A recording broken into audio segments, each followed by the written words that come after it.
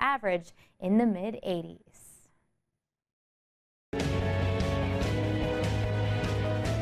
Everyday Heroes, presented by Carlson Cares, a program of the Carlson Law Firm.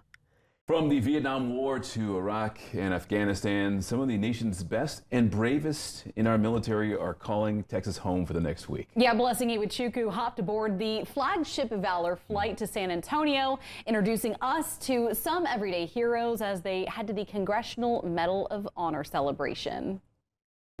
On this special charter flight, there are more than a dozen Medal of Honor recipients that are heading to Military City, USA, some for the first time ever. And this is a convention that's been going on for several decades, but finally, San Antonio's getting in the game. You didn't recognize me. This trip couldn't have come at a better time for Gary Luttrell and his wife, Susie. I live in a little town of St. Pete Beach, and this is the worst storm we've ever had in history.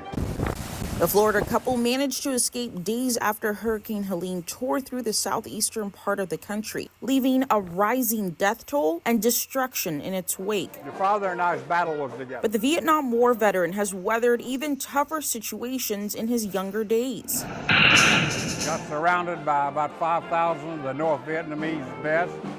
Went into a 4-day, 4-night battle, and I went up on the hill with 473 soldiers, and I come off with 41 wounded. That's what led to that impressive hardware you see around his neck and all the servicemen gathered at DFW International Airport. The Medal of Honor is the nation's highest military award for valor in combat. I attempted to shield a fellow Marine and my best friend from a hand grenade. Keep up the great work. They're part of a rare and exclusive club as Congressional Medal of Honor Society members. The group was chartered by Congress on August 14th, 1958. Less than 4,000 Americans have earned this honor, and only 60 are still living. We now have lost all the World War II recipients.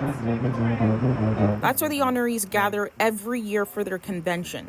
Cities bid for this opportunity to host the veterans and their loved ones. And this year, San Antonio, aka Military City, USA, was picked for the first time.